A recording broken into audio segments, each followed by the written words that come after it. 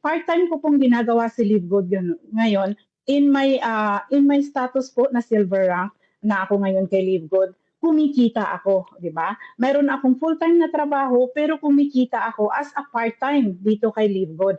Ay ano pa kaya pag kinarir ko? Baka ito na.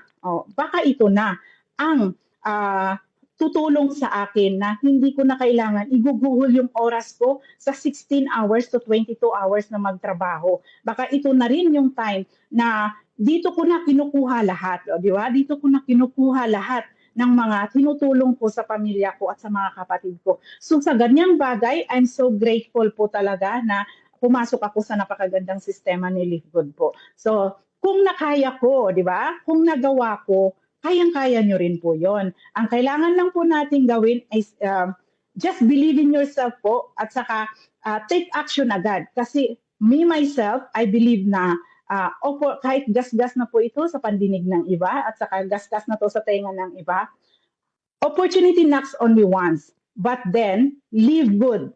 Opportunity is a blessing to everyone. So, ito yung blessing and opportunity na hindi natin kayang palalampasin at hindi natin kaya ang pabayaan. So, maraming salamat sa aking Coach Michelle, na si Coach Michelle Bautista, at sa aking mga mentor na simula almost 1 year na ako kay Live Good na hindi ako pinabayaan.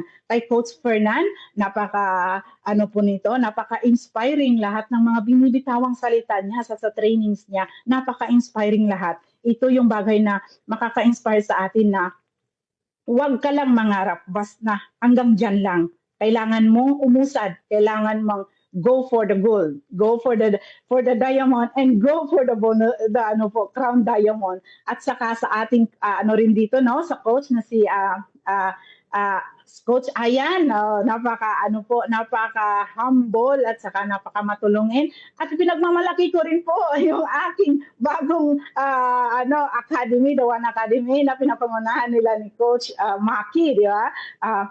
And then sa ating AMP, yung mga AMP, thanks for everything po. Talagang dito sa venture ni Live Good, kasama ko po kayo. So once again, ako po si Coach Dorothy Marquiliero from Vancouver, Canada.